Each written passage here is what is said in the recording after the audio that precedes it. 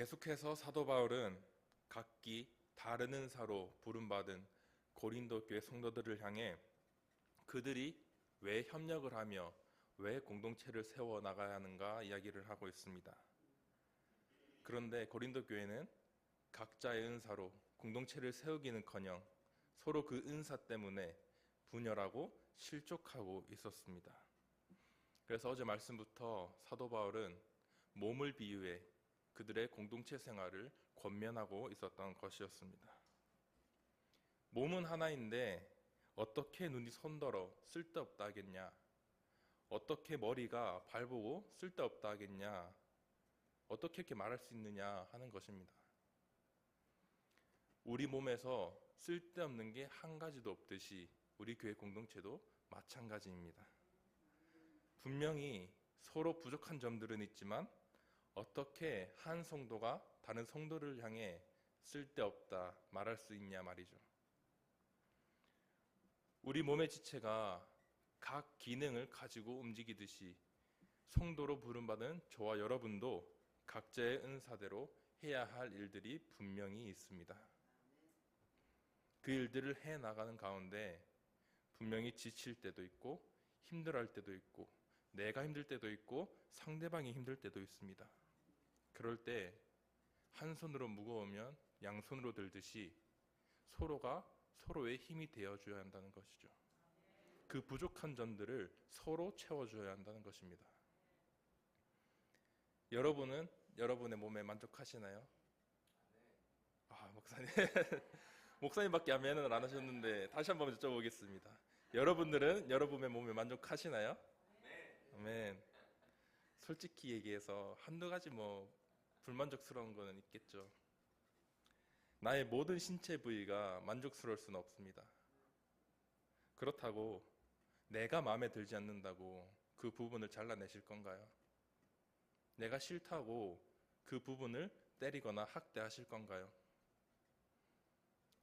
혹은 내 얼굴이 마음에 안 든다고 거울을 보며 욕을 하실 건가요? 요즘은 워낙 성형수술이 잘 돼 있기 때문에 손쉽게 바꿀 수 있지만 내가 마음에 안 든다고 해서 그 부분을 내가 스스로 때리거나 내가 스스로 잘라내지는 못합니다. 제가 어렸을 때 서울에 대사관에 갔던 적 빼고 조금 커서 처음으로 서울에 상경을 했었습니다. 근데 제가 너무 복잡해서 어딘지는 정확히 기억이 안 나는데 내리자마자 보였던 것들이 성형외과들이었습니다. 여기도 성형외과, 저기도 성형외과, 어느 곳은 건물 한 개가 통으로 성형외과였습니다. 그런데 그 건물 밑에 1층에 주차되어 있는 차들이 다 좋은 차들이었습니다. 롤스로이스, 벤틀리, 다른 외제차들. 그 말은 그만큼 수요가 많다는 뜻이겠죠. 그만큼 그 병원을 찾는 사람들이 많다는 뜻이겠죠. 그런데 우리가 이런 말도 있잖아요. 튜닝의 끝은 순정이다. 그 순정인 자체가 가장 아름답다는 것입니다. 교회 공동체도 본 모습 그대로가 가장 아름답다는 것입니다. 어떤 모습일까요? 예수님의 발자취를 따라가는 그 순수한 모습이요. 나의 생각이 아니라 나의 경험이 아니라 예수님께서 말씀하셨던 그 모습들 말입니다. 우리가 몸된 그리스도의 교회로 부르셨다면, 그렇게 부르심을 받았다면, 교회에 각 지체들로 붙어 있다면 다른 사람이 조금 부족한 것으로 지적하는 것이 아니라 보듬어 주어야 한다는 것입니다. 뿐만 아니라 때로는 더 약한 것이 더 좋아 보일 때도 있다는 것입니다. 더 좋을 때도 있다는 것입니다. 내가 분명히 이것은 나에게 쓸모없을 수도 있지만 그것이 다른 곳에서는 더 크게 빛을 발할 수도 있다는 것입니다. 22절에 그뿐 아니라 더 약하게 보이는 몸의 지체가 도리어 요긴하고 라고 합니다. 보잘것없어 보이고 중요하게 보이지 않아도 사실은 그 지체가 몸의 중요한 부분을 맡고 있다는 사실입니다. 어떤 학자들은 이 부분에 대해서 몸에 보이지 않는 장기라고 또 설명을 합니다. 중요한 것은 더 약하다고 해서 내가 보기에 쓸데없어 보인다고 해도 무시받을 이유가 전혀 없다는 것입니다. 분명히 성령님을 통해서 각기 다른 은사를 받았습니다. 은사라고 하면은 내가 잘하는 것이 될 수도 있고 내가 발견해 나갈 수도 있는 것이죠. 그런데 나에게 없다고, 내가 보기에 쓸데가 없어 보인다고 전혀 무시받을 만한 것이 아니라는 것입니다. 그게 믿음이든 실질적으로 보이는 육체의 약함이든 영적으로 약하든 어떤 것이든 말이죠. 모든 사람이 그러는 것은 아니지만 통칭 되게 강하다고 하는 사람들은 굉장히 눈에 띄잖아요. 막 헬스하는 사람들이나. 그런 사람들이 왜 눈에 더 띄냐면 그런 사람들은 자신을 드러내기 때문입니다. 그렇기 때문에 자신의 은사가 더 크다. 나는 이런 은사를 가지고 있는데 너는 왜 그러냐? 서로 분열되고 있었던 것입니다. 쉽게 생각해보면 방언, 예언, 통역, 특히 병고침 같은 이런 은사들은 겉으로 드러나는 은사들입니다. 그러나 반대로 지혜나 지식, 특히 믿음도 은사라고 하였습니다. 이런 은사들은 겉으로 잘 드러나지를 않습니다. 교회 내에서도 앞에서 보이는 찬양팀으로 섬기는 분들도 있지만 뒤에서 묵묵히 미디어팀에서, 방송실에서 섬겨주는 분들도 있습니다. 또 앞에서 열심히 음식하는 분들도 계시지만 뒤에서 묵묵히 설거지로 섬기는 분들도 계십니다. 이처럼 분명히 교회 내에서도 눈에 보이는 것들과 눈에 보이지 않는 섬김들이 분명히 존재한다는 것입니다. 은사도 마찬가지입니다. 겉으로 드러나는 은사, 겉으로 드러나지 않는 은사. 그렇다고 이 은사들의 크기가 다 다른 것일까요? 앞에서 보이는 은사들만 과연 크다고 말할 수 있는 것일까요? 29절 31절 우리 한 목소리로 읽어보도록 하겠습니다. 시작. 하나님이 교회 중에 몇을 세우셨으니 첫째는 사도요, 둘째는 선지자요, 셋째는 교사요, 그 다음은 능력을 행하는 자요, 그 다음은 병 고치는 은사와 서로 돕는 것과 다스리는 것과 각종 방언을 말하는 것이라. 다 사도이겠느냐? 다 선지자이겠느냐? 다 교사이겠느냐? 다 능력을 행하는 자이겠느냐? 다 병 고치는 은사를 가진 자이겠느냐? 다 방언을 말하는 자이겠느냐? 다 통역하는 자이겠느냐? 너희는 더욱 큰 은사를 사모하라. 내가 또한 가장 좋은 길을 너희에게 보이리라. 아멘.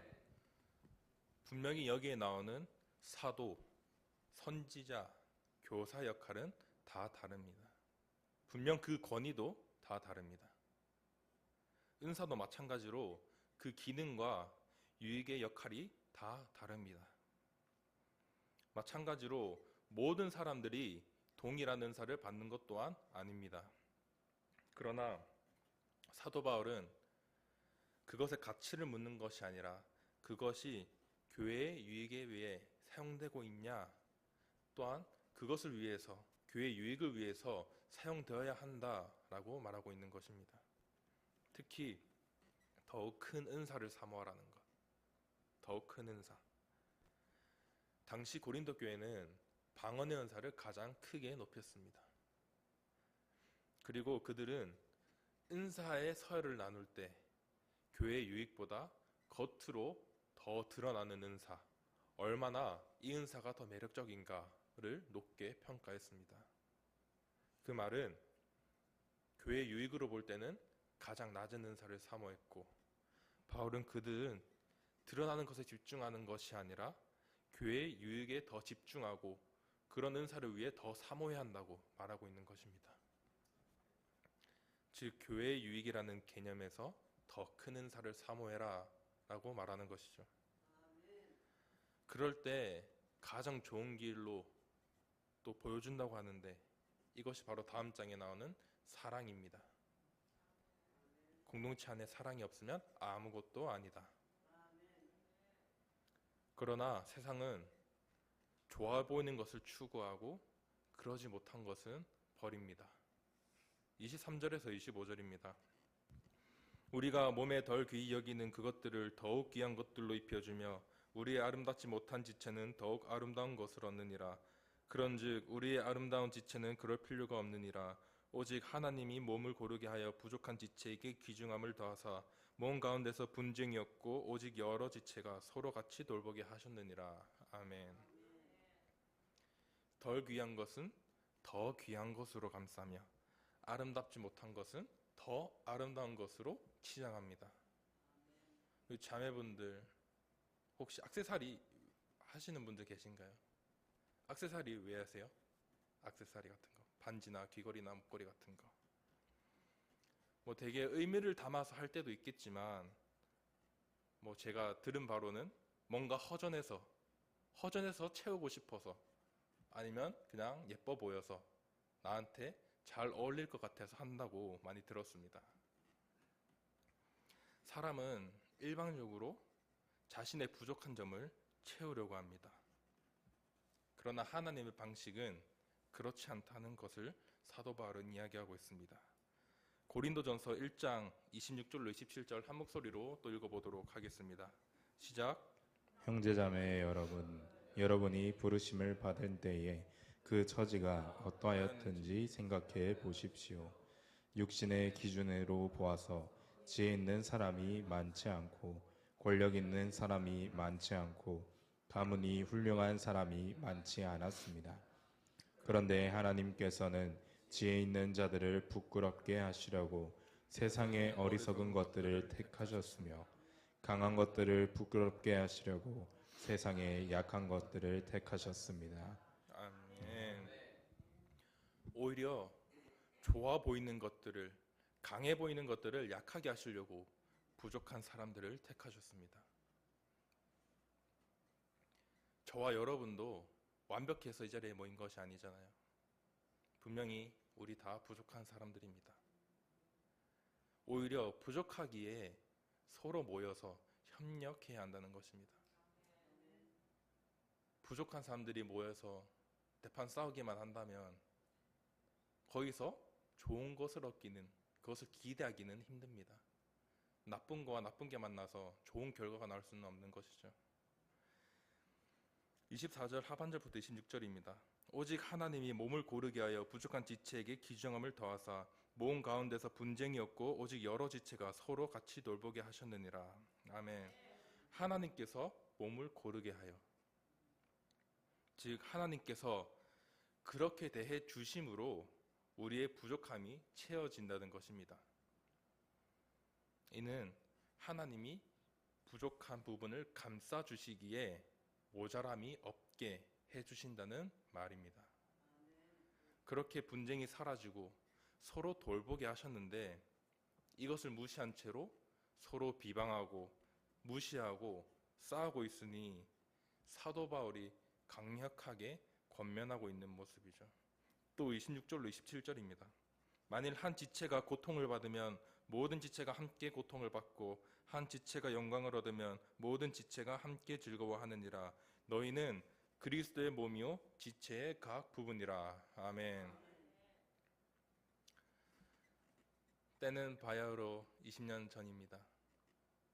8살이 된 소녀는 어느 때와 다름없이 미술학원을 마치고 하원을 했습니다. 특히 그날은 할머니 집에서 다 같이 모이는 날이었기 때문에 할머니 집 아파트 앞에서 내렸습니다. 예의 바르게 선생님께 90도 인사를 한 후 길을 건너려고 하는데 길을 건너는 순간 과속하는 차량에 부딪히게 됩니다. 차량이 부딪힌 후 한 1m가량 날아갔는데 이 소녀는 어안이 벙벙한 채 사고를 낸 아저씨의 차를 타고 응급실로 향하게 됩니다. 그 당시 아드레날린으로 아무런 고통을 느끼지 못했던 이 소녀는 응급실에 도착해서 자기가 내릴 수 있다고, 자기가 걸을 수 있다고 당당하게 이야기를 했습니다. 그런데 차에서 내리는 순간 온몸에 힘이 빠지면서 그 자리에서 쓰러지게 됩니다. 그렇게 아저씨가 업어서 응급실로 향하고 여러 가지 검사를 하고 엑스레이를 찍고 확인해 본 후 정강이 뼈가 부러졌었습니다. 네, 맞습니다, 여러분. 제 이야기입니다. 한쪽 다리가 부러지니 온몸에 힘이 빠지고 힘이 들어가지 않고 나 혼자 설 수 없었던 것처럼 결국 우리 교회 공동체 가운데 한 지체가 힘들어지면 서로가 힘들어지고 공동체 전체가 힘들어진다는 것입니다.